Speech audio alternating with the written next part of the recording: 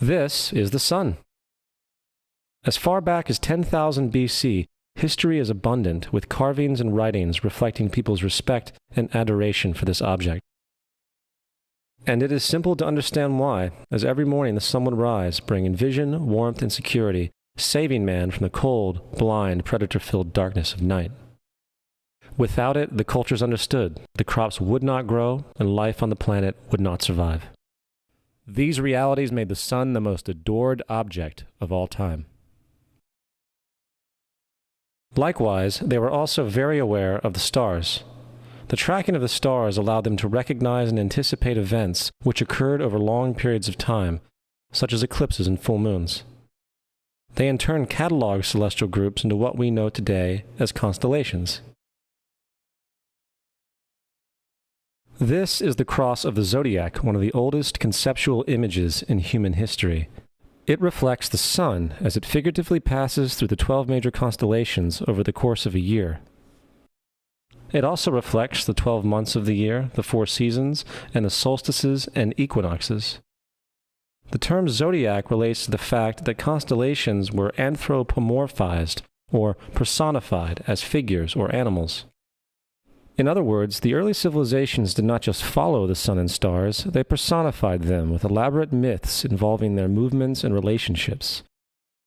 The sun, with its life-giving and saving qualities, was personified as a representative of the unseen creator or God, God's Son, the light of the world, the savior of humankind. Likewise, the 12 constellations represented places of travel for God's Son, and were identified by names, usually representing elements of nature that happened during that period of time. For example, Aquarius, the water bearer, who brings the spring rains.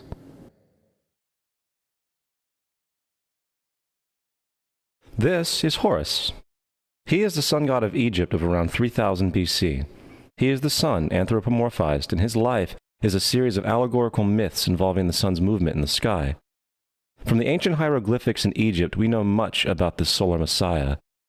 For instance, Horus, being the sun or the light, had an enemy known as Set, and Set was the personification of the darkness or night. And, metaphorically speaking, every morning Horus would win the battle against Set, while in the evening Set would conquer Horus and send him into the underworld. It is important to note that dark versus light, or good versus evil, is one of the most ubiquitous mythological dualities ever known, and is still expressed on many levels to this day. Broadly speaking, the story of Horus is as follows. Horus was born on December 25th of the Virgin Isis Mary. His birth was accompanied by a star in the east, and upon his birth he was adored by 3 kings.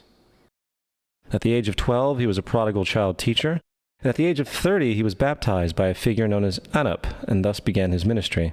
Horus had 12 disciples he traveled about with, performing miracles such as healing the sick and walking on water. Horus was known by many gestural names such as the Truth, the Light, God's Anointed Son, the Good Shepherd, the Lamb of God, and many others.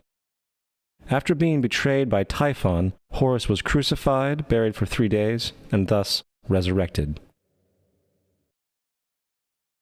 These attributes of Horus, whether original or not, seem to permeate many cultures of the world, for many other gods are found to have the same general mythological structure. Attis of Phrygia, born of the Virgin Nana on December 25th, crucified, placed in a tomb, and after 3 days was resurrected. Krishna of India, born of the Virgin Devaki, with a star in the east signaling his coming. He performed miracles with his disciples, and, upon his death, was resurrected. Dionysus of Greece, born of a virgin on December 25th, was a traveling teacher who performed miracles such as turning water into wine. He was referred to as the King of Kings, God's only begotten Son, the Alpha and Omega, and many others. And, upon his death, he was resurrected. Mithra of Persia, born of a virgin on December 25th, he had 12 disciples and performed miracles, and upon his death was buried for 3 days and thus resurrected. He was also referred to as the Truth, the Light, and many others. Interestingly, the sacred day of worship of Mithra was Sunday. The fact of the matter is, there are numerous saviors from different periods from all over the world which subscribe to these general characteristics. The question remains, why these attributes? Why the virgin birth on December 25th? Why dead for 3 days in the inevitable resurrection? Why 12 disciples or followers? To find out, let's examine the most recent of the solar messiahs. Jesus Christ was born of the Virgin Mary on December 25th in Bethlehem. His birth was announced by a star in the east, which 3 kings or magi followed to locate and adorn the new Savior. He was a child teacher at 12, and at the age of 30 he was baptized by John the Baptist, and thus began his ministry. Jesus had 12 disciples, which he traveled about with, performing miracles such as healing the sick, walking on water, raising the dead. He was also known as the King of Kings, the Son of God, the Light of the World, the Alpha and Omega, the Lamb of God, and many, many others. After being betrayed by his disciple Judas and sold for 30 pieces of silver, he was crucified, placed in a tomb, and after 3 days was resurrected and ascended into heaven. First of all, the birth sequence is completely astrological. The star in the east is Sirius, the brightest star in the night sky, which, on December 24th, aligns with the 3 brightest stars in Orion's belt. These 3 bright stars in Orion's belt are called today what they were called in ancient times, the 3 kings. And the 3 kings and the brightest star, Sirius, all point to the place of the sunrise on December 25th. This is why the 3 kings follow the star in the east, in order to locate the sunrise, the birth of the sun.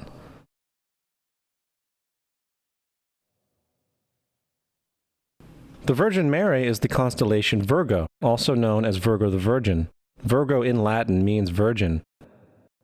Virgo is also referred to as the house of bread, and the representation of Virgo is a virgin holding a sheaf of wheat. This house of bread and its symbol of wheat represents August and September, the time of harvest. In turn, Bethlehem, in fact, literally translates to house of bread. Bethlehem is thus a reference to the constellation Virgo, a place in the sky, not on earth. There is another very interesting phenomenon that occurs around December 25th, or the winter solstice. From the summer solstice to the winter solstice, the days become shorter and colder. And from the perspective of the northern hemisphere, the sun appears to move south and get smaller and more scarce. The shortening of the days and the expiration of the crops when approaching the winter solstice symbolized the process of death to the ancients. It was the death of the sun.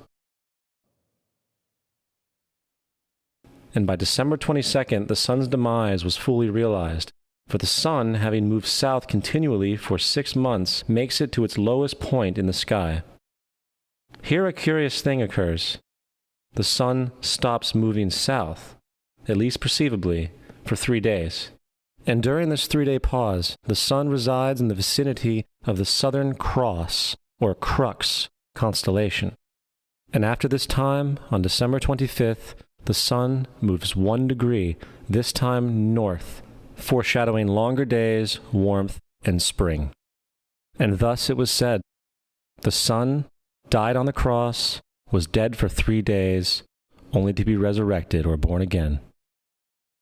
This is why Jesus and numerous other sun gods share the crucifixion, 3-day death, and resurrection concept. It is the sun's transition period before it shifts its direction back into the northern hemisphere, bringing spring and thus salvation. However, they did not celebrate the resurrection of the sun until the spring equinox, or Easter.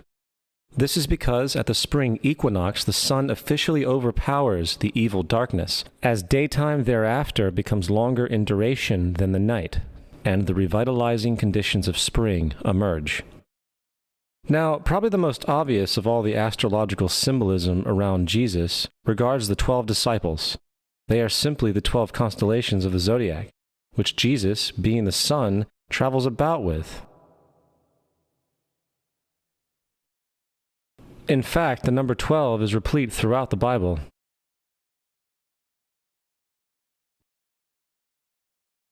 Coming back to the cross of the zodiac, the figurative life of the sun, this was not just an artistic expression or tool to track the sun's movement. It was also a pagan spiritual symbol, the shorthand of which looked like this. This is not a symbol of Christianity. It is a pagan adaptation of the cross of the zodiac.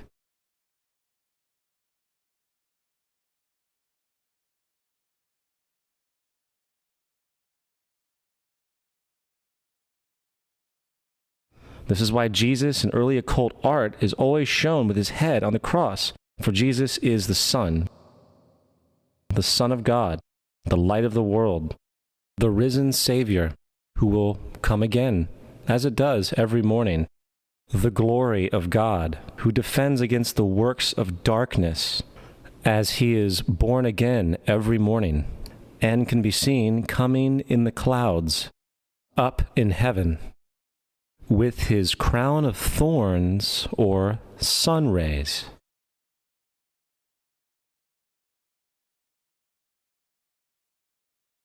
Now, of the many astronomical metaphors in the Bible, one of the most important has to do with the ages. Throughout the scriptures, there are numerous references to the age. In order to understand this, we need to be familiar with a phenomenon known as the precession of the equinoxes. The ancient Egyptians, along with cultures long before them, recognized that approximately every 2150 years, the sunrise on the morning of the spring equinox would occur in a different sign of the zodiac. This has to do with a slow, angular wobble that the Earth maintains as it rotates on its axis. It is called a precession because the constellations go backwards rather than through the normal yearly cycle. The amount of time it takes for the precession to go through all 12 signs is roughly 25,765 years. This is also called the Great Year, and ancient societies were very aware of this, and they referred to each 2150-year period as an age. From 4300 BC to 2150 BC, it was the age of Taurus, the bull. From 2150 BC to 1 AD, it was the age of Aries, the ram. And from 1 AD to 2150 AD, it is the age of Pisces, the age we are still in to this day. And in and around 2150, we will enter the new age, the age of Aquarius. Now, the Bible reflects, broadly speaking, a symbolic movement through 3 ages while foreshadowing a 4th. In the Old Testament, when Moses comes down Mount Sinai with the 10 Commandments, he is very upset to see his people worshiping a golden bull calf. In fact, he shattered the stone tablets and instructed his people to kill each other in order to purify themselves. Most biblical scholars will attribute this anger to the fact that the Israelites were worshiping a false idol or something to that effect. The reality is, the golden bull is Taurus the bull, and Moses represents the new age of Aries the ram. This is why Jews even today still blow the ram's horn. Moses represents the new age of Aries, and upon the new age, everyone must shed the old age. Other deities mark these transitions as well, such as Mithra, a pre-Christian god who kills the bull in the same symbology. Now Jesus is the figure who ushers in the age following Aries, the age of Pisces, or the 2 fish. Fish symbolism is very abundant in the New Testament. Jesus feeds 5,000 people with bread and 2 fish. When he begins his ministry walking along Galilee, he befriends 2 fishermen who follow him. And I think we have all seen the Jesus fish on the back of people's cars. Little do they know what it actually means. It is a pagan astrological symbolism for the sun's kingdom during the age of Pisces. Also, Jesus' assumed birth date is essentially the start of this age. At Luke 22:10, when Jesus is asked by his disciples where the last Passover would be, Jesus replies, "Behold, when ye are entered into the city, there shall a man meet you, bearing a pitcher of water. Follow him into the house where he entereth in." This scripture is by far one of the most revealing of all the astrological references. The man bearing the pitcher of water is Aquarius, the water bearer, who is always pictured as a man pouring out a pitcher of water. He represents the age after Pisces, and when the sun, God's Son, leaves the age of Pisces, Jesus, it will go into the house of Aquarius, as Aquarius follows Pisces in the precession of the equinoxes. All Jesus is saying is that after the age of Pisces will come the age of Aquarius.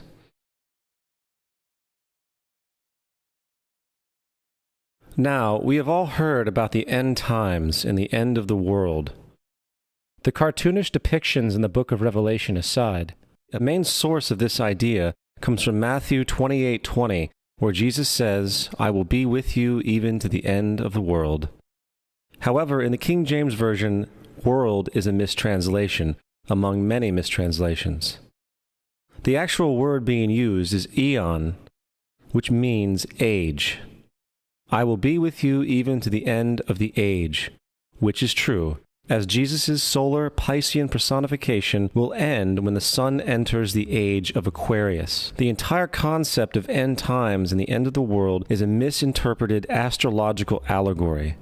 Let's tell that to the approximately 100 million people in America who believe the end of the world is coming.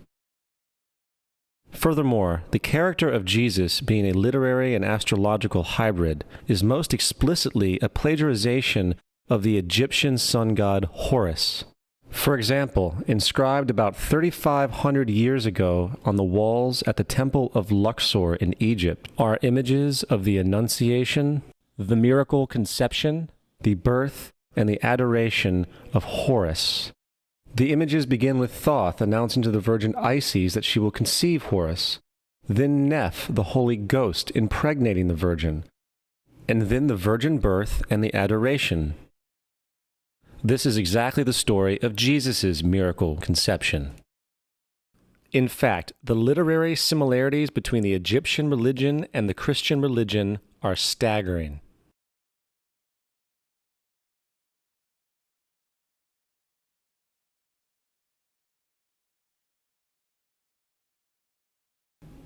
And the plagiarism is continuous. The story of Noah and Noah's Ark is taken directly from tradition. The concept of the Great Flood is ubiquitous throughout the ancient world, with over 200 cited claims in different periods and times. However, one need look no further for a pre-Christian source than the Epic of Gilgamesh, written in 2600 BC.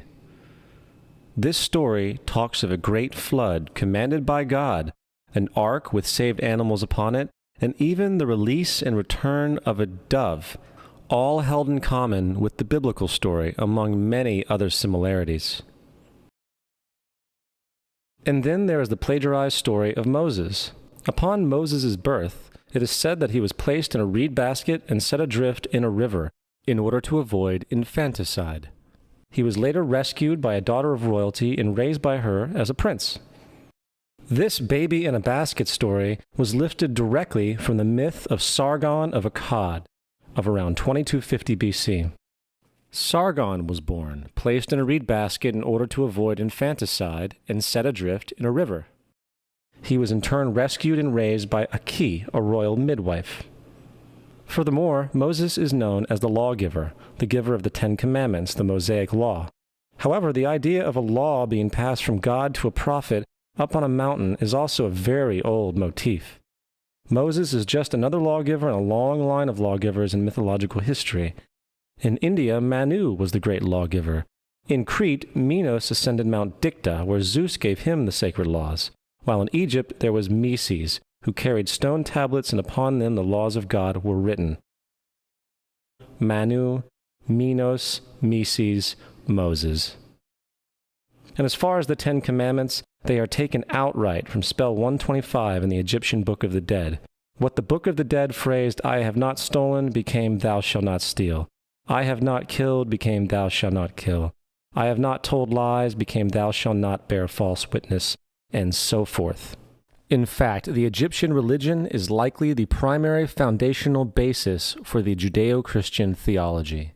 Baptism, afterlife, final judgment, virgin birth, death and resurrection, crucifixion, the Ark of the Covenant, circumcision, saviors, Holy Communion, Great Flood, Easter, Christmas, Passover, and many, many more are all attributes of Egyptian ideas long predating Christianity and Judaism.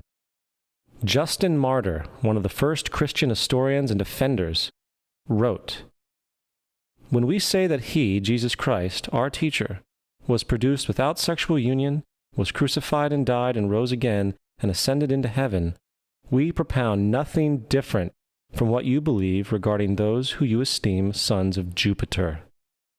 In a different writing, Justin Martyr said, "He was born of a virgin, except this in common with what you believe of Perseus."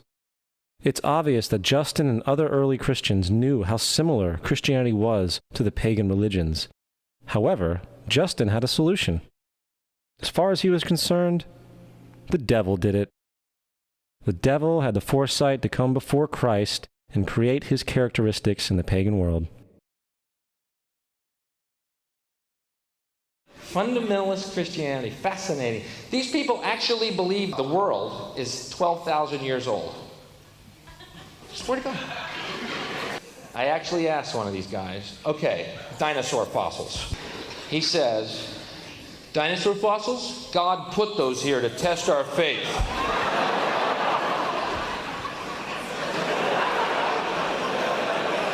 I think God put you here to test my faith, dude.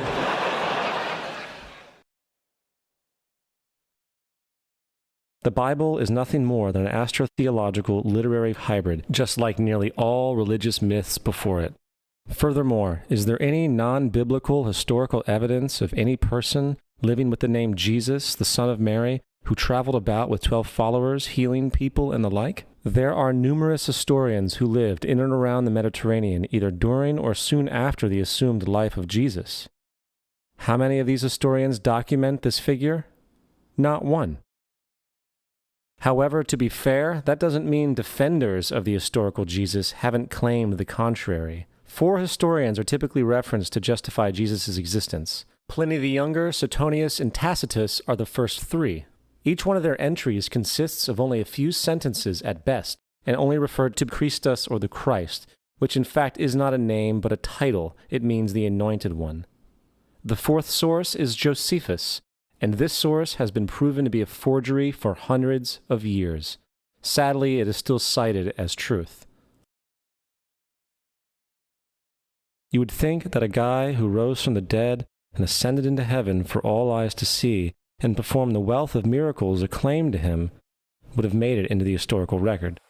It didn't, because once the evidence is weighed, there are very high odds that the figure known as Jesus did not even exist.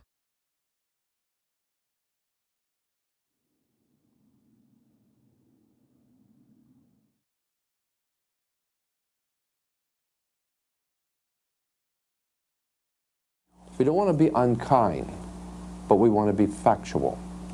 We don't want to cause hurt feelings, but we want to be academically correct in what we understand and know to be true. Christianity just is not based on truth. We find that Christianity was in fact nothing more than a Roman story, developed politically. The reality is, Jesus was the solar deity of the Gnostic Christian sect. And like all other pagan gods, he was a mythical figure. It was the political establishment that sought to historize the Jesus figure for social control. In 325 AD in Rome, Emperor Constantine convened the Council of Nicaea. It was during this meeting that the politically motivated Christian doctrines were established, and thus began a long history of religious bloodshed and spiritual fraud. And for over the next 1,000 years, the Vatican maintained a political stranglehold on all of Europe, leading to such joyous periods as the Dark Ages, along with enlightening events such as the Crusades and the Inquisition. Christianity, along with all other related theologies, is an historical fraud. These religions now serve to detach the species from the natural world, and likewise each other. They support blind submission to authority. They reduce human responsibility to the effect that God controls everything, and in turn awful crimes can be justified in the name of a divine pursuit. And, most critically, it empowers the political establishment who have been using the myth to manipulate and control societies. The religious myth is one of the most powerful devices ever created, and it serves as the psychological soil upon which other myths can flourish.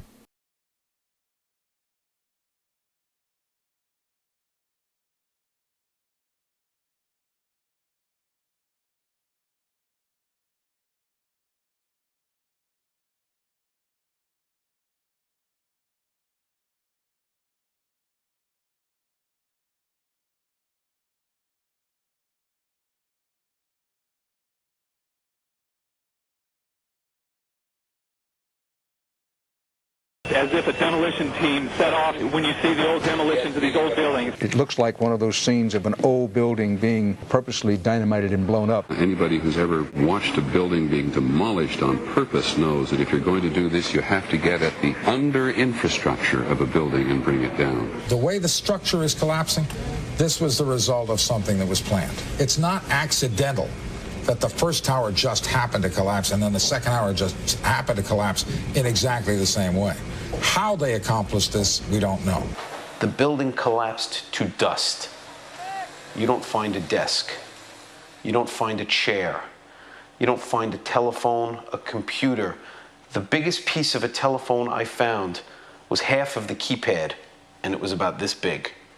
What happened to the concrete? The concrete was pulverized from river to river. There was dust powder 2-3 inches thick. The concrete was just pulverized. Reminiscent of those pictures we've all seen too much on television before, when a building was deliberately destroyed by well-placed dynamite to knock it down.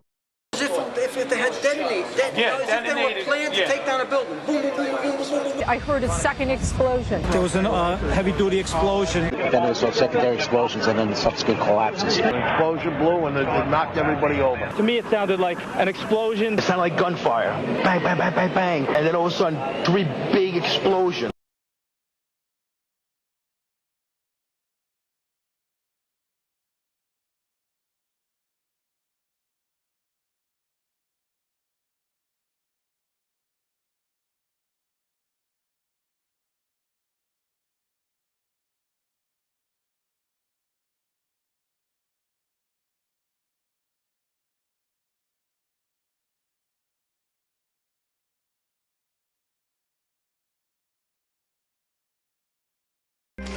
In confidential documents from the Philippines obtained by CNN, the plan was clear. He will board any American commercial aircraft, control its cockpit, and dive it at the CIA headquarters. Other buildings targeted the Pentagon and the World Trade Center. The Federal Aviation Administration received 52 warnings about Al-Qaeda in the 6 months before 9/11 and did not apparently heed them. The Pentagon reportedly does not want the public to hear next week's Senate testimony about the former secret intelligence unit known as Able Danger. And it identified Mohammed Atta and 3 other 9/11 terrorists as members of an al-Qaeda cell in Brooklyn, New York, more than a year before the attacks.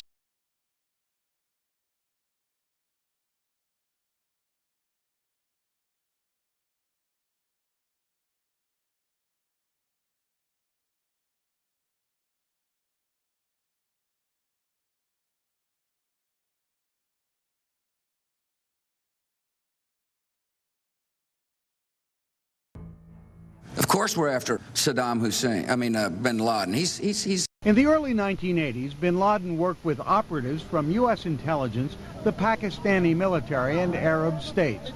January 2001, the Bush administration orders the FBI and intelligence agencies to back off investigations involving the bin Laden family, including 2 of Osama bin Laden's relatives, who were living, guess where, in Falls Church, Virginia, right next to CIA headquarters. When he was already America's most wanted criminal, he reportedly spent 2 weeks in the American hospital in Dubai, was treated by an American doctor, and visited by the local CIA agent.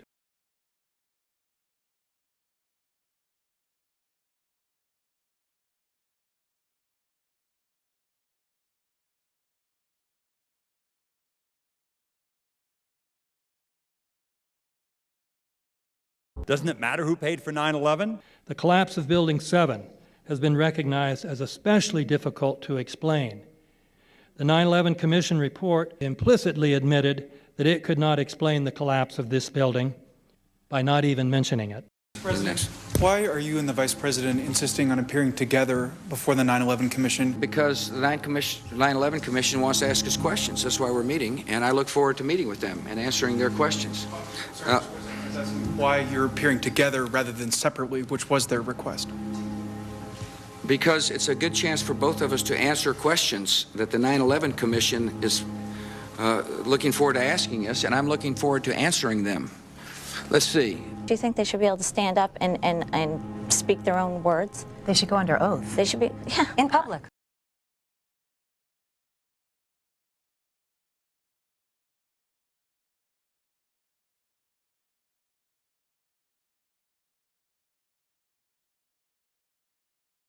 Don't you think that the families deserve to have a transcript or to be able to see what you Adam, said? you asked me that question yesterday.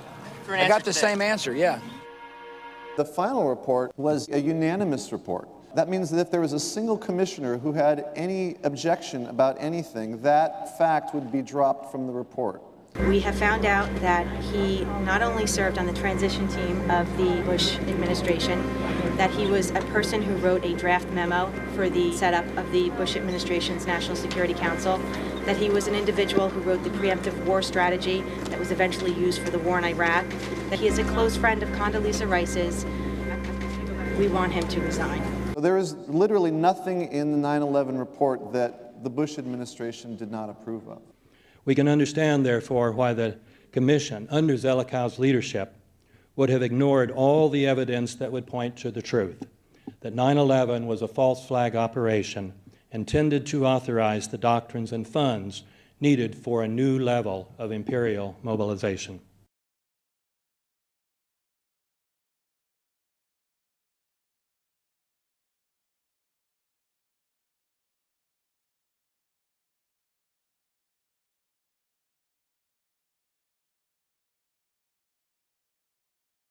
Armed with knives, armed with chemical, biological, nuclear weapons. Fanatics, terrorists, September 11th. September 11th, killers, September 11th, terrorists. Terrorists of Al-Qaeda, terrorists, nuclear weapons, terrorists. 9/11, terror, terrorist, evil. September 11th, September 11th. The terrorists, war and danger. September 11th, terrorism, global terrorism, terrorism, terrorists. Terrorists, terrorists, terrorists, terrorists, the terrorists. Terrorists, terrorist, terrorism. September 11th, global terrorism, terrorists. Terrorism. September 11th, world terrorism, terrorism. September 11th, global terrorism. September the 11th, terror. Weapons of mass destruction. September the 11th, terrorists. The evil terrorists. Terrorists, no. Terrorism. The words are hypnotically repeated. Terrorism, terrorist, terrorist threat, and of course, believed to be linked to Al-Qaeda. But it's the so-called war on terrorism that's in our faces practically 24/7 as the inescapable focus of our existence. One day, our grandchildren will look back on this time and ask, how was the war on terror won?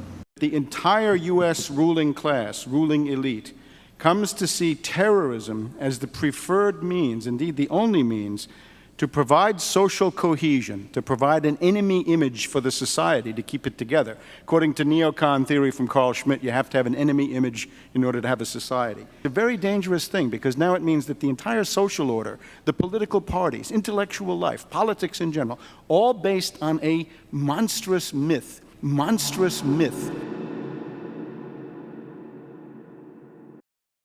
Look, the CIA has done in this country, what they've done to us is unbelievable. Look at the terrorist acts that have occurred. The CIA behind most, if not all of them.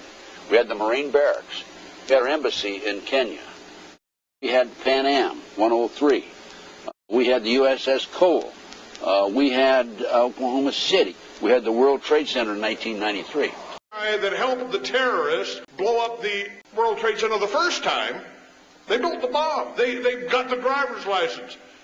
The informant, the FBI informant, a fellow named Salam, a 43-year-old former Egyptian army officer, he was given the assignment to put the bomb together. And he went to his supervisor, his FBI supervisor, and said, we're going to put a dummy bomb in here, right? And the FBI supervisor said, no, we're going to put a real bomb. FBI agents might have been able to prevent last February's deadly explosion at New York's World Trade Center. They discussed secretly substituting harmless powder for the explosives, but they didn't, according to the FBI's own informant, Imad Salem. Unbeknownst to the FBI at the time, Salem recorded many of his conversations with his handlers. Unfortunately for them, there were only 6 people killed, not enough to pass the legislation. So what happened is 2 years later, April 19, 1995, down comes Oklahoma City Murrah building, 168 people killed. 1 year later, the anti-terrorism legislation that takes away many of our constitutional rights and civil liberties is passed.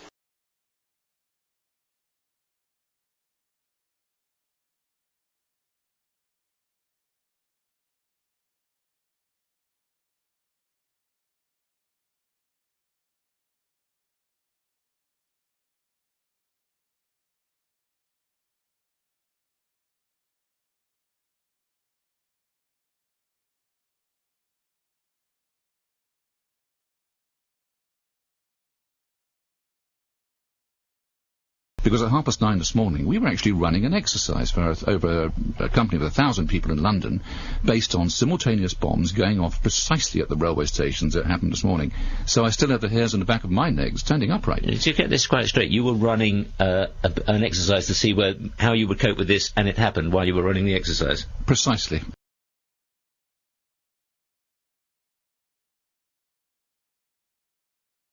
Supposed to believe is some kind of coincidence, there was also an anti-terrorist drill going on 7/7. And again, just like 9/11, they were talking about attacks on the same targets, the same kind of tube stations, and exactly the same time as the actual attack happened, providing some kind of cover for what must be operations orchestrated in some way by the state.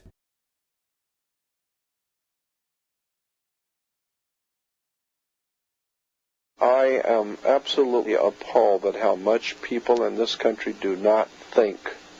We are given to understand that a guy out there up in the mountains financed the most elaborate attack on this country. Do you think some people in a cave were able to have NORAD stand down? Do you think that people in a cave were able to have all of this happen? We know the air is unfit to breathe and our food is unfit to eat.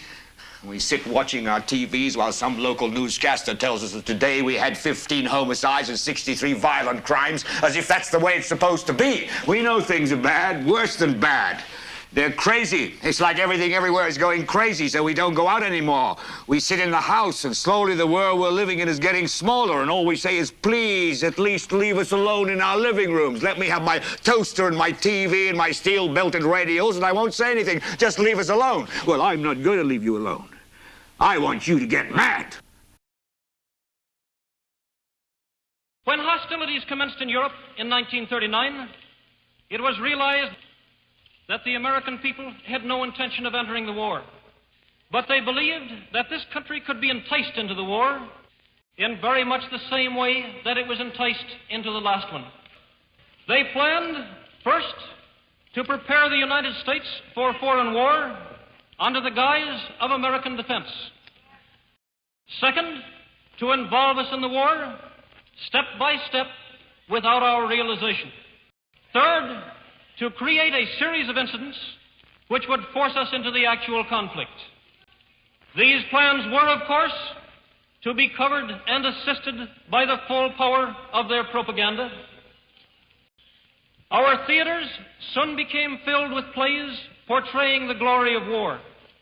Newsreels lost all semblance of objectivity, and they have used the war to justify the restriction of congressional power and the assumption of dictatorial procedures on the part of the President and his appointees. A fear campaign was inaugurated. We cannot allow the natural passions and prejudices of other peoples to lead our country to destruction.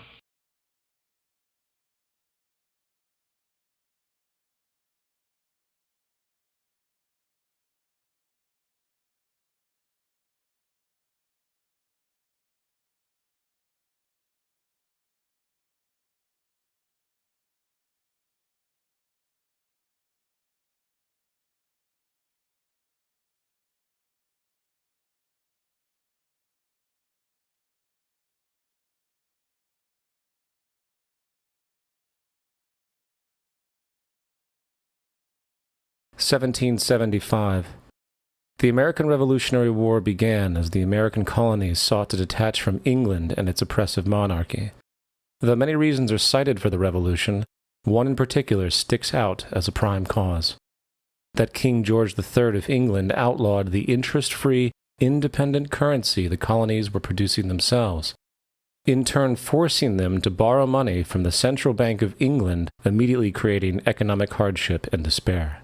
In the words of Peter Cooper, former vice president of the New York Board of Currency, after Franklin had explained to the British government as the real cause of prosperity, they immediately passed laws forbidding the payment of taxes in that money. This produced such great inconvenience and misery to the people that it was the principal cause of the Revolution.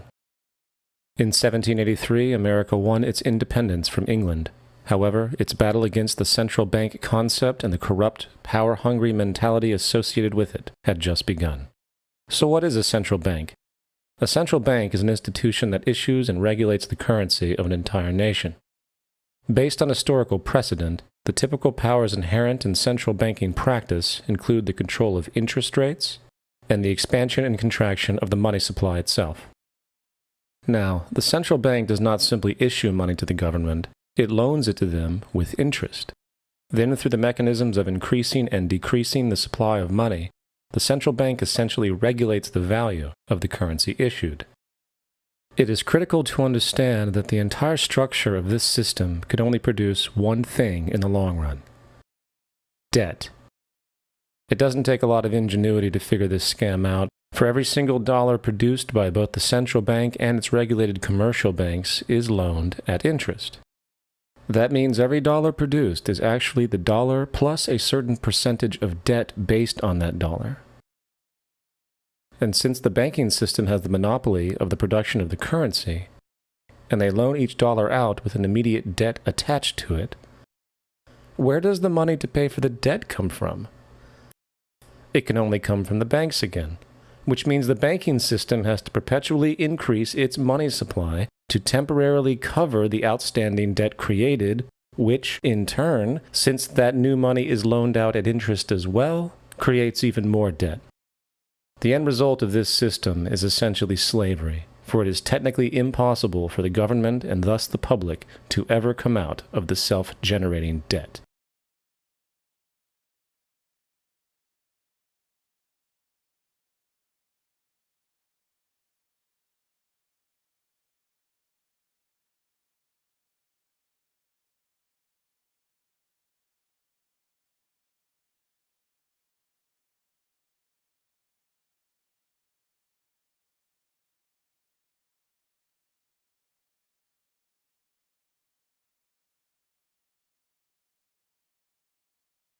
By the early 20th century, the U.S. had already implemented and removed a few central banking systems, which were maneuvered into place by ruthless banking interests.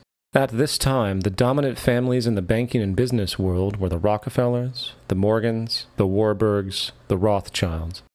And in the early 1900s, they sought to push, once again, legislation to create another central bank. However, they knew the government and public were very weary of such an institution, so they needed to create an incident to affect public opinion. So J.P. Morgan, publicly considered a financial luminary at the time, exploited his mass influence by reportedly creating rumors that prominent banks in New York were insolvent or bankrupt. Morgan knew this would trigger mass hysteria and a systemic crisis, and it did. The public, in fear of losing their deposits, immediately began mass withdrawals. Consequently, the banks were forced to call in their loans, causing the recipients to sell their property, and thus a spiral of bankruptcies, repossessions, and turmoil emerged.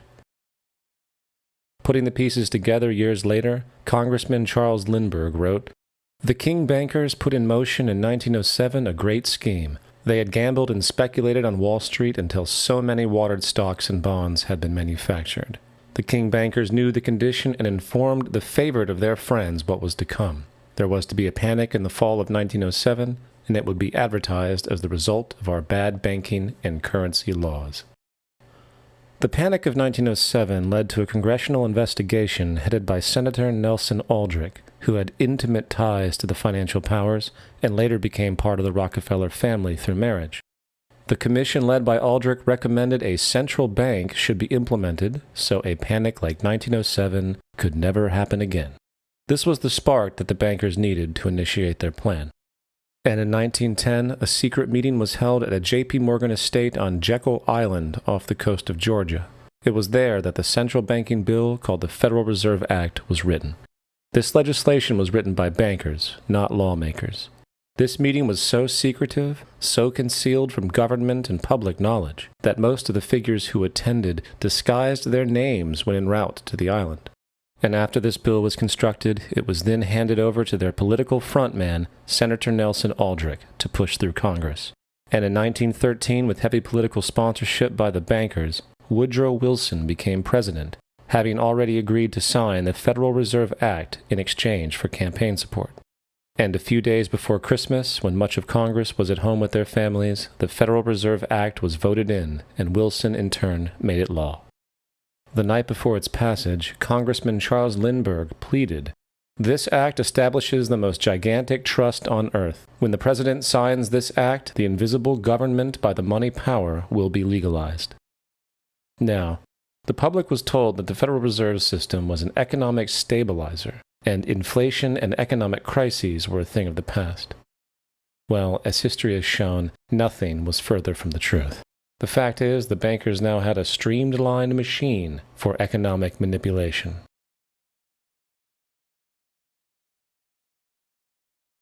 For example, from 1914 to 1919, the Fed substantially increased the money supply, resulting in extensive loans to small banks and the public. Then, in 1920, the Fed deliberately contracted credit in an extreme way, thus resulting in banks having to call in large numbers of loans, and, just like 1907, bank runs, bankruptcy, and systemic collapse occurred. Numerous competitive banks outside of the Federal Reserve System collapsed, further consolidating the monopoly of the money trust cartel. Privy to this scheme, Congressman Lindbergh pronounced, "Under the Federal Reserve Act, panics are scientifically created. The present panic is the first scientifically created one, worked out as we figure a mathematical equation." However, the panic of 1920 was just a warm-up. From 1921 to 1929, the Fed again increased the money supply, resulting once again in extensive loans to the public and banks. There was also a fairly new type of loan in the stock market, the broker call loan. Very simply, this loan allowed an investor to put down only a fraction of the stock's value, with the rest being loaned from the broker. This method was very popular in the roaring 1920s, as everyone seemed to be making money in the market. However, there was a catch to this loan. It could be called in at any time and had to be paid within 24 hours, and the typical result was the selling of the stock purchased with that loan. So, a few months before October in 1929, J.D. Rockefeller, Bernard Baruch, and many other insiders quietly exited the market, knowing the bubble created was about to burst. Then, on October 24, 1929, the financiers who furnished the call loans started calling them in masse. This sparked an instantaneous massive sell-off in the already inflated market, as sell orders and margin calls were systemically triggered. That then led to mass bank runs, eventually collapsing thousands of banks, enabling the large banks to buy up the now failed banks at a discount. But it didn't stop there. Rather than expanding the money supply in order to recover from this economic collapse, the Fed actually contracted it, fueling one of the largest depressions in American history. Outraged, Congressman Louis McFadden, then chairman of the House Banking Committee, filed a petition for impeachment against the Federal Reserve Board, stating, "Mr. Chairman, we have in this country one of the most corrupt institutions the world has ever known. I refer to the Federal Reserve Board and the Federal Reserve Banks. This evil institution has impoverished and ruined the people of the United States and has practically bankrupted our government. It has done this through the defects of the law under which it operates, through the maladministration of that law by the Federal Reserve Board, and through the corrupt practices of the moneyed vultures who control it." Now, having reduced the society to squalor, it was then decided that the gold standard should be removed. In order to do this, they needed to acquire the remaining gold in the system. So, under the pretense of helping to end the Depression, came the 1933 gold seizure. Under the threat of imprisonment for 10 years, everyone in America was required to turn in all gold bullion to the Treasury, essentially robbing the public of what little wealth they had left. And at the end of 1933, the gold standard was abolished. If you look at a dollar bill before 1933, it says it is redeemable in gold. If you look at the dollar bill today, it says it is legal tender, which means it is backed by absolutely nothing. The only thing that gives our money value is the public faith and how much of it is in circulation. Therefore, the power to regulate the money supply is also the power to regulate its value, which is also the power to manipulate and control entire economies.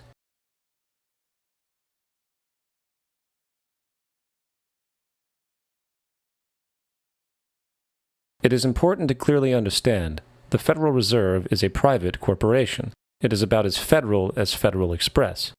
It makes its own policies and is under little regulation by the U.S. government. It is a private bank that loans all the currency at interest to the government, completely consistent with the central banking model that the country sought to escape from when it declared independence in the American Revolutionary War. Now, going back to 1913, the Federal Reserve Act was not the only bill pushed through Congress for the vested financial interests. They also pushed its partner, the federal income tax. First of all, the federal income tax is completely unconstitutional, as it is a direct, unapportioned tax, and the required number of states needed in order to ratify the amendment to allow the income tax was never legally met, and this has even been cited in modern court cases.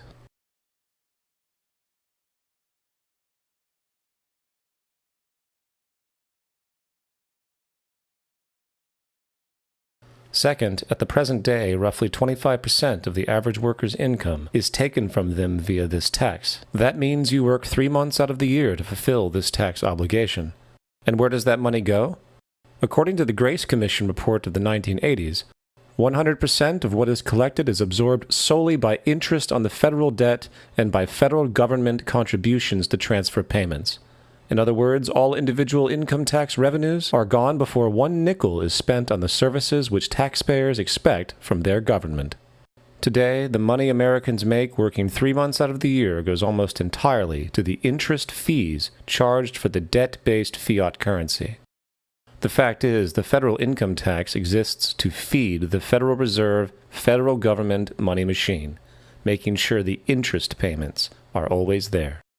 And third, even with the government claim as to the legality of the income tax, there is still evidently no statute, no law in existence that requires you to pay this tax. I really expected that, of course, there's a law that you can point to in the law book, the code, that requires you to file a tax return. Of course there is. I was at that point where I couldn't find the statute that clearly made a person liable, at least not me and most people I know. And I had no choice in my mind except to resign. Based on the research that I did throughout the year 2000 and that I'm still doing, I have not found that law. I've asked Congress, we've asked a lot of people in the IRS commissioners, helpers. They can't answer, because if they answer, the American people are going to know that this whole thing is a fraud. I haven't filed an federal income tax return since I left. I have not filed a tax return since 1999. Now, the control of the economy and the manipulation of society for the vested financial powers is only a part of the game being played. Another level is the business of war. Since the inception of the Federal Reserve in 1913, a number of large and small wars have commenced. The 3 most pronounced might be World War I, World War II, and Vietnam. World War I. In 1914, European wars broke out centered around England and Germany. The American public wanted nothing to do with the war. In turn, President Woodrow Wilson publicly declared neutrality. However, under the surface, evidence now shows that the financial powers behind the administration were looking for any excuse it could to enter it. It is important to understand that one of the most lucrative things that can happen for the bankers is war, for it forces the country to borrow even more money, at interest, not to mention the profits generated through the financing of military production. In the words of 2-time Congressional Medal of Honor winner Smedley D. Butler, war is a racket. It always has been. It is possibly the oldest, easily the most profitable, surely the most vicious. It is the only one international in scope, and it is the only one in which the profits are reckoned in dollars and the losses in lives. Woodrow Wilson's top advisor and mentor was Colonel Edward House, a man found to have intimate connections with the financial interests of the time. In a conversation with Colonel House, Wilson's advisor, and Sir Edward Grey, the Foreign Secretary of England, regarding America and the war, Grey inquired, "What will America do if Germans sink an ocean liner with American passengers on board?" House responded, "I believe that a flame of indignation would sweep the United States, and that by itself would be sufficient to carry us into war." So, on May 7, 1915, a ship called the Lusitania was sent where German military vessels were known to be.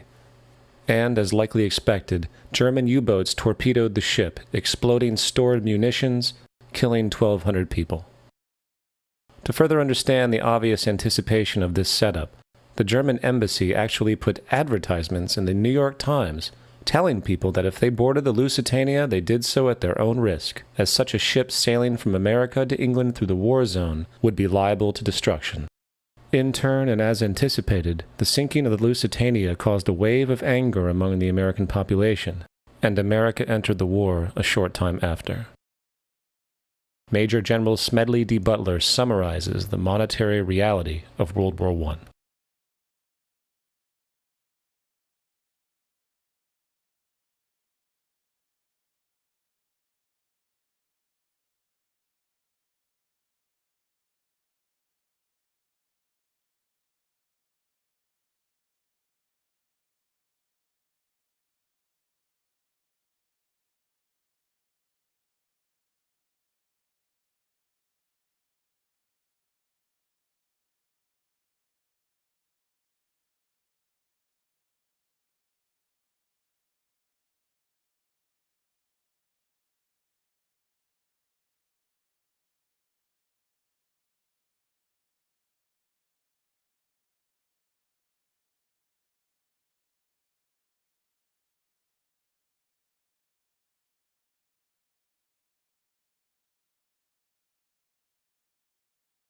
World War II. On December 7, 1941, Japan attacked the American fleet at Pearl Harbor, triggering U.S. entry into that war. President Franklin D. Roosevelt declared the attack was a day that will live in infamy. A day of infamy indeed, but not because of the alleged surprise attack on Pearl Harbor. After 60 years of surfacing information, it is now clear that not only was the attack known well in advance, it was outright wanted and provoked. In a journal entry by Roosevelt's Secretary of War Henry Stimson, dated November 25, 1941, he documented a conversation he had with Roosevelt. The question was how we should maneuver them into firing the first shot. And in congressional testimony later, he added, "It was desirable to make sure the Japanese be the ones to do this so that there should remain no doubt as to who were the aggressors."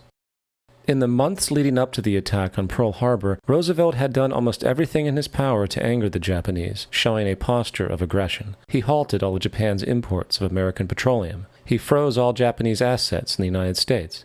He made public loans to nationalist China and supplied military aid to the British, both enemies of Japan in the war, which, by the way, was in complete violation of international war rules. And, with numerous Japanese codes broken in advance, revealing the plan to attack, on December 7, 1941, Japan was allowed to attack Pearl Harbor, killing 2,400 soldiers.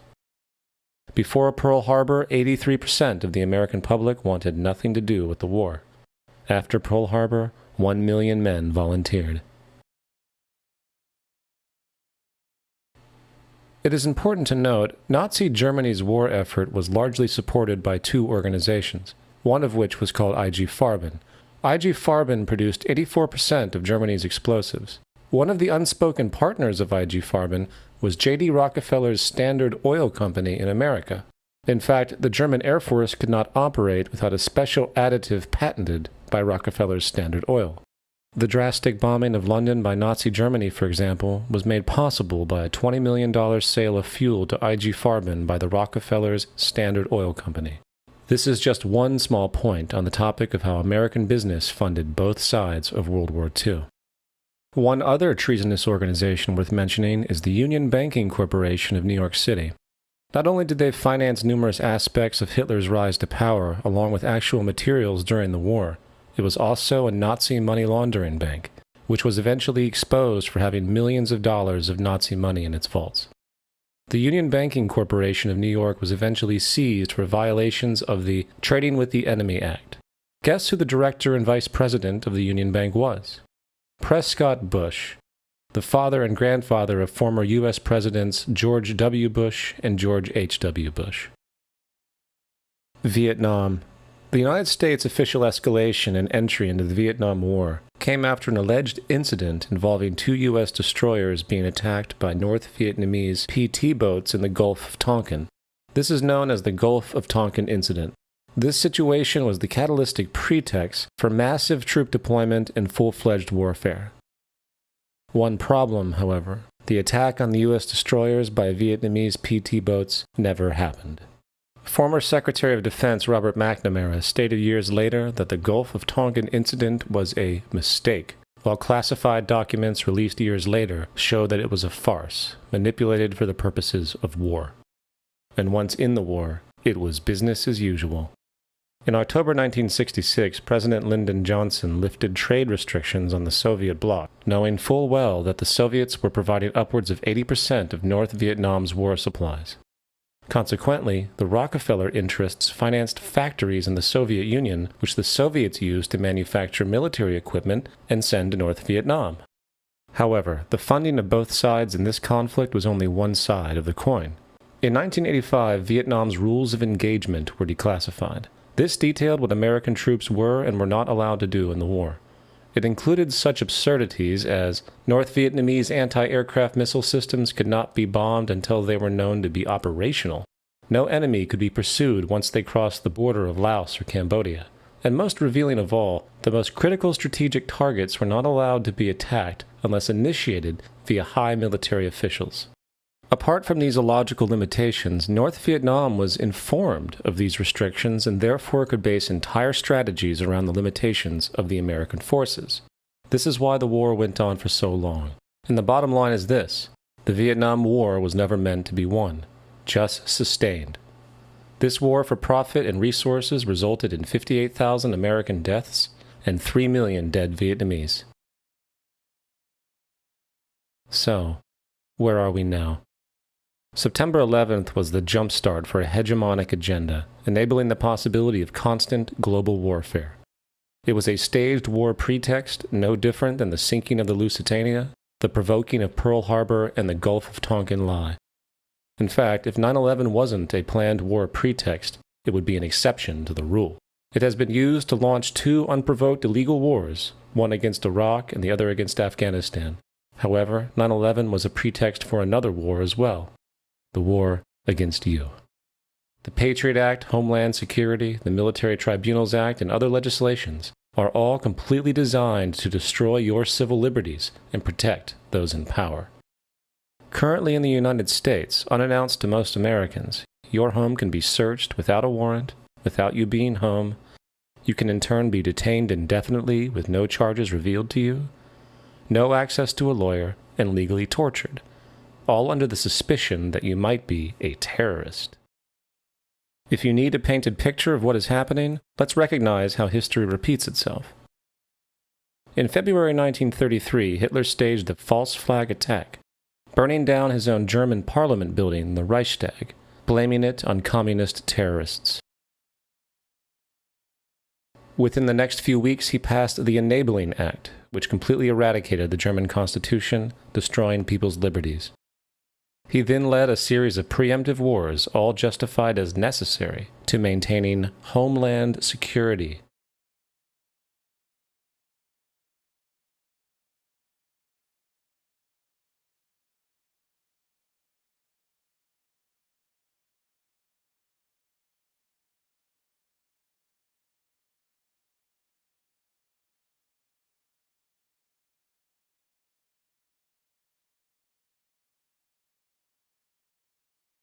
Am Schicksal des Kommunismus und der sich mit ihm verbrüdernden anderen Organisationen ändert dies nichts. Our enemy is a radical network of terrorists and every government that supports them. It's time to wake up.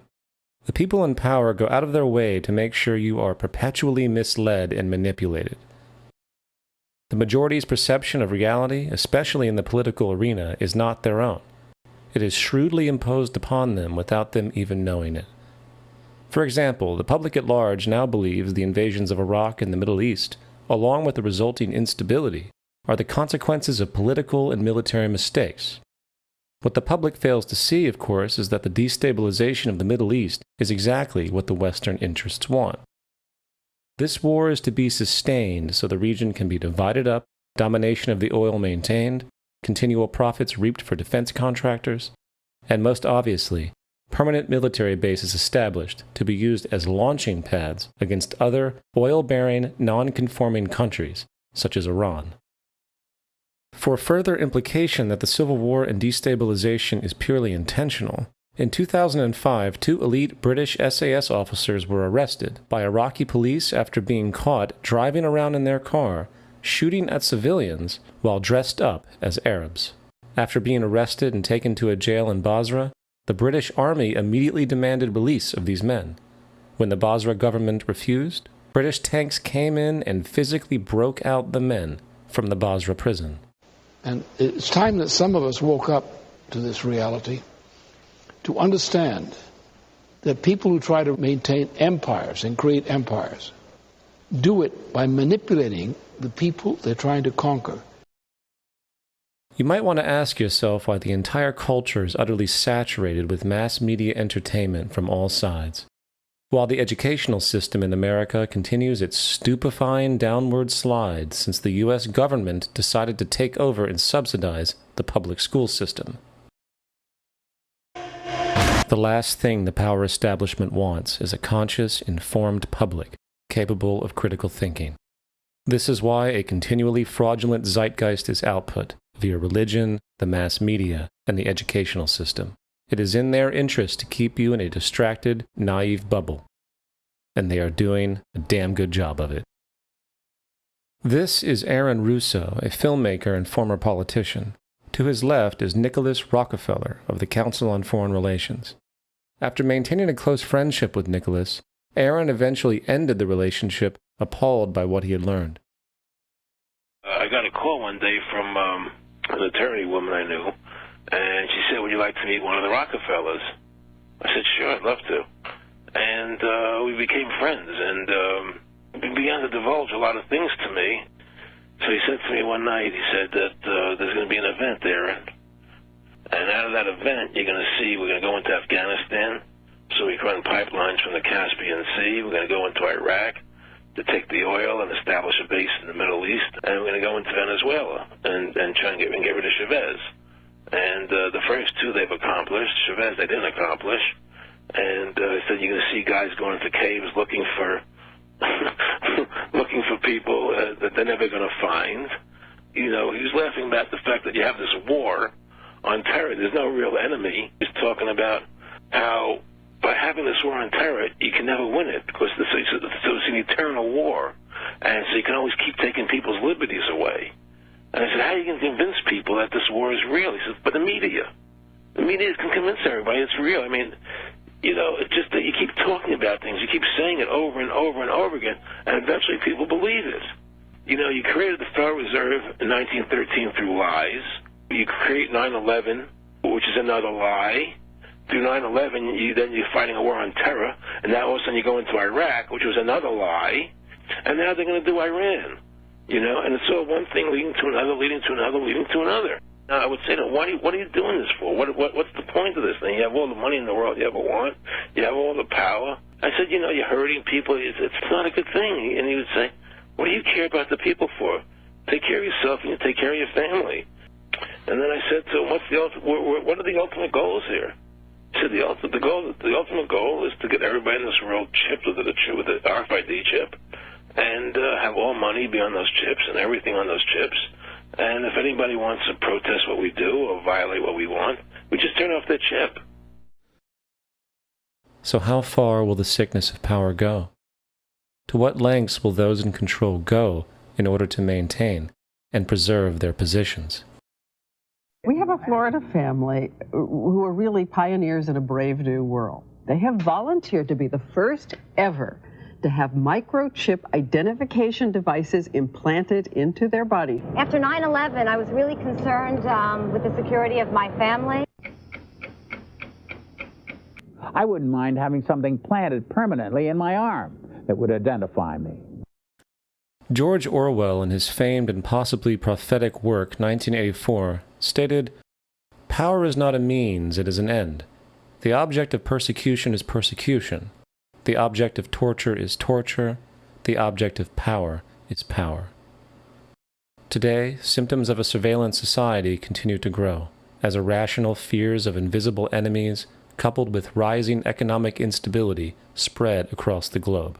It is under this guise of security that we can foreshadow a world where everyone is tracked, everyone is on camera, and everyone is subordinated. The most incredible aspect of all, such totalitarianism would likely not be forced upon the people, rather the people will demand it.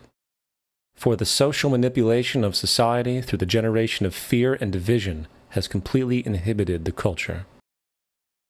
Religion, patriotism, race, wealth, class, and every other form of arbitrary separatist identification and thus conceit has served to create a controlled population, utterly malleable in the hands of the few.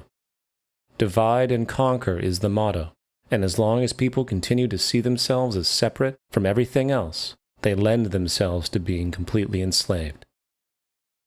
However, if the people ever realize the truth of their relationship to nature, and the truth of their personal power to effect change, the entire manufactured zeitgeist that's preyed upon would collapse like a house of cards.